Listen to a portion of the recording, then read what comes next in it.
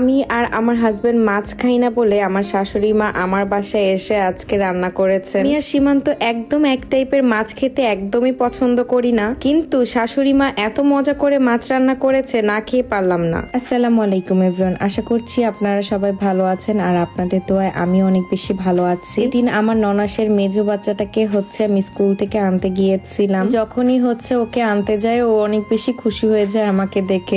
আমি ওকে জিজ্ঞেস করছিলাম আজকে স্কুলে কি কি করেছো, আজকে নাকি তারা বাহিরে খেলতেও গিয়েছিল। আমার ননাসের বাসা থেকে জাস্ট 5-6 মিনিট হাঁটলেই তার স্কুল, এই জন্য আমরা হেঁটে হেঁটেই চলে যাচ্ছিলাম। আর খুব নাকি পানি পিপাসা লেগেছে, তারপর আমাকে বললো যে মামি আমাকে একটা চকলেট কিনে দাও। তারপরে তাকে কম্বিনিতে নিয়ে গিয়েছিলাম। চকলেট কিনতে এসে সে মহা খুশি। এখন সে দেখছে যে সে কোন চকলেটটা নিবে। বলছিলাম তোমার যেটা ইচ্ছা সেটাই নাও, তারপর আমাকে বলছিল এটা নিবে। এখন চকলেট নিয়ে বাসায় আমরা যাচ্ছি। আমি যে তোমাকে একটা চকো কিনে দিলাম, তুমি মামিকে একটু চুমা দিবা না? চুমা দিছি তো। আরেকটা দিবা না? আরেকটা দিছি তো। এখন আরেকটা দাও।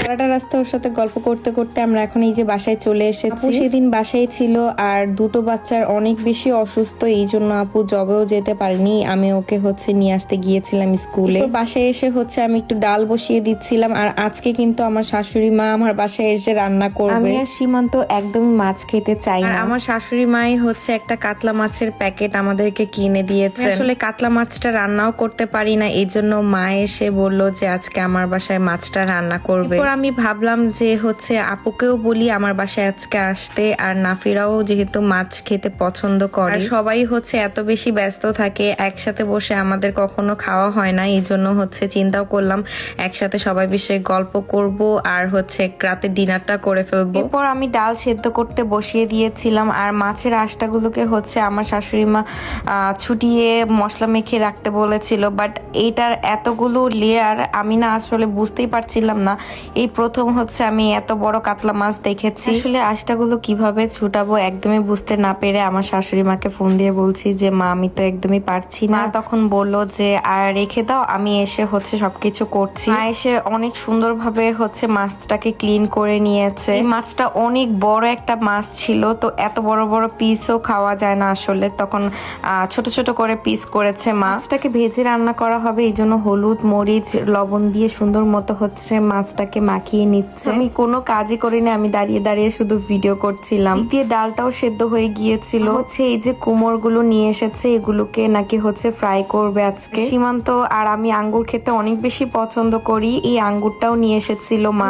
ডালে টমেটো একদমই দিই না, তো মা আজকে ডালে টমেটো দিয়ে সুন্দর মতো ডাল রান্না করছিল। ডালটা খেতে অনেক বেশি মজা হয়েছিল। আর এই তো বাগারও দিয়ে নিয়েছে মা। একটা বাটিতে ডালটা বেড়ে নিচ্ছিলাম, যেহেতু মানুষ অনেকজন এই জন্য অনেকগুলো ডাল রান্না করা হয়েছিল। আমি যদি রান্না করতে যেতাম আমার মনে করেন মিনিমাম 3-4 ঘন্টা সময় লেগেই যেত। আসলে 1 ঘন্টার মধ্যে এত কম সময়ে এত মজা মজা রান্না করেছে। এখন মা মাছটাকে রান্না করবে, এই জন্য কড়াইতে তেল পেঁয়াজ দিয়ে নিয়েছে। এদিক দিয়ে একটু জিরাও টেলে নিয়েছিল। ভাজা জিরাটাকে মা সুন্দর মতো বেটে নিচ্ছিল। মাঝখানে আমি ব্লগ আপলোড করতে গিয়েছিলাম আর এসে দেখি মার মাছ রান্নাও হয়ে গিয়েছে। এতে যে কি মজা হয়েছিল, আর উপর দিয়ে জিরাও দিয়ে নিয়েছে মা। ছিলাম না যে কুমড়টাকে মা ফ্রাই করবে, এই তো কুমড়টাকে ফ্রাই করে নিচ্ছে। ভিতরে আমি কই আসছো?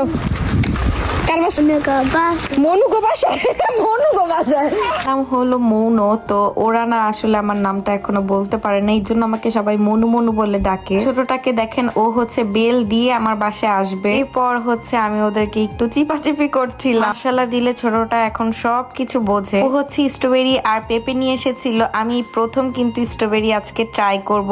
আর এর মধ্যে রাফি খেতে চাচ্ছিল, ওকে একটা দিয়ে দিলাম। আমি ভাবলাম যে একটু ডিম ভর্তা করি। ডিম ভর্তা অনেকদিন ধরে খাওয়া হয় না, এই জন্য আমি অনেকগুলো ডিম সেদ্ধ দিয়ে দিয়েছিলাম। এখান দিয়ে আমার শাশুড়ি মা আপুকে জোর করে আঙ্গুর খাইয়ে দিচ্ছিল। আপু একদমই আঙ্গুর খেতে চায় না। আঙ্গুর কেন, আসলে কোনো ফ্রুটই খেতে চায় না। আর আমি ফ্রুট খাওয়ার পাগল। ছোটটা দেখলাম অনেকক্ষণ ধরে কান্না করছে, কেন কান্না করছে এটাই বুঝতে পারছিলাম না। ও টেবিলের উপর এই যে চিপস দেখতে পেয়েছে, চিপস খাবে এই জন্য কান্না করছিল। যখন তাকে চিপস দেওয়া হয়েছে সে তো মহা খুশি। সাথে মেজোটাও খাওয়ার জন্য কান্না করছিল। আমি তখন ওকে বলছিলাম আমাকে একটা দাও, ও হচ্ছে আবার মেজোটাকে দিবে না, আমি হচ্ছে নিয়ে তারপর হচ্ছে ওকে দিলাম। সীমান্ত হচ্ছে এখনো অফিস থেকে আসেনি, এর মধ্যে আমি বললাম যে আপু তুমি ওদেরকে খাইয়ে দাও। খাইয়ে দিতে চেয়েছিলাম কিন্তু ওদের মুখে হচ্ছে একটু ঘাও হয়েছে, অনেক বেশি অসুস্থ, এই জন্য আপু হচ্ছে খাইয়ে দিচ্ছিল তিনটাকে। ছোটটার মুখেও না ঘা হয়েছে আর ও ঝালটা খাচ্ছে আর কান্না করছে। এদেরকে খেতে দিয়ে আমি হচ্ছে এদিক দিয়ে ডিম ভর্তা করে নিচ্ছিলাম, সীমান্ত আসলেই হচ্ছে আমরা খেতে বসে যাব। আমি কোনো কাজই করিনি, শুধু ডিম ভর্তাটা করেছিলাম আর সবার কাছে নাকি ডিম ভর্তাটা অনেক বেশি মজা লেগেছে। ভর্তা করা শেষ হয়ে গেলে আমি একটা বাটিতে উঠিয়ে নিয়েছি, মজা করে আমরা সবাই মিলে খাবারগুলো খেয়েছি আর হচ্ছে আপনাদেরকে একটু দেখিয়ে দিলাম। বিশেষ করে মাছটা আমার কাছে অনেক বেশি ভালো লেগেছে, আমি একদমই মাছ খেতে চাই না, বাট মার হাতের মাছ রান্নাটা অনেক বেশি মজা হয়। এরপর সীমান্তই তো বাসায় চলে এসেছে, অফিস থেকে আসার সময় সে অনেকগুলো বাজার করে এনেছিল। ওদের জন্য আমি একটু জুস নিয়ে আসতে বলেছিলাম আর একটু পুডিং নিয়ে আসতে বলেছিলাম। এটা মনু, এটা সীমান্ত। কে বলছে তোর এটা মনু আর সীমান্ত? সীমান্ত সে এটা এতটাই দুষ্টু হয়েছে, সব সময় খালি আমার সাথে লেগেই থাকে। যাই হোক, অনেক খেলাধুলা করেছি ওদের সাথে, এখন হচ্ছে আমরা সবাই মিলে খেতে বসেছি। এই ছোট ফ্যামিলিটাকে নিয়ে সব সময় আমি হাসি খুশি থাকতে পারি, সবাই আমার জন্য অনেক বেশি দোয়া করবেন। ছোটটা দেখুন কি করে, ও হচ্ছে এই টেবিলটার হ্যান্ডেলটা হচ্ছে নামিয়ে ফেলেছে, ভয়ের ঠেলায় সোফায় যেয়ে চোখ বন্ধ করে আছে, আমি যেন বকা না দিই। ইনশাআল্লাহ দিলে ও একটুক বয়সে এখন সবকিছু বোঝে। এরপর আমার শাশুড়ি মা যেটা করলো, আমার শাশুড়ি মা হচ্ছে সীমান্তকে হচ্ছে 20,000 ইয়েন দিয়েছে আর আমার ননাসকেও হচ্ছে 20,000 ইয়েন দিয়েছে। আসলে একদম সীমান্ত টাকা পেয়ে মহা খুশি। গল্প সল্প করলাম, অনেক মজা করলাম ফ্যামিলি মিলে। এখন হচ্ছে আপু আর মা চলে যাচ্ছে বাসায়। বলো তো থ্যাংক ইউ, থ্যাংক ইউ বলো। টাচি টাচি বলো thank you, bye bye. Okay okay thank you. পর আপুরা চলে যায়, আমি হচ্ছে স্ট্রবেরিটা খেয়েছি, এত বেশি মিষ্টি। বাংলাদেশে স্ট্রবেরি খেয়েছি কিন্তু ওগুলো তো অনেক বেশি টক থাকে, এটা একদম মিষ্টি ছিল। ব্লগটি এখানে শেষ করছি, দেখা হচ্ছে আবারও নেক্সট ব্লগে। সবাই ভালো থাকবেন, সুস্থ থাকবেন, আল্লাহ হাফেজ।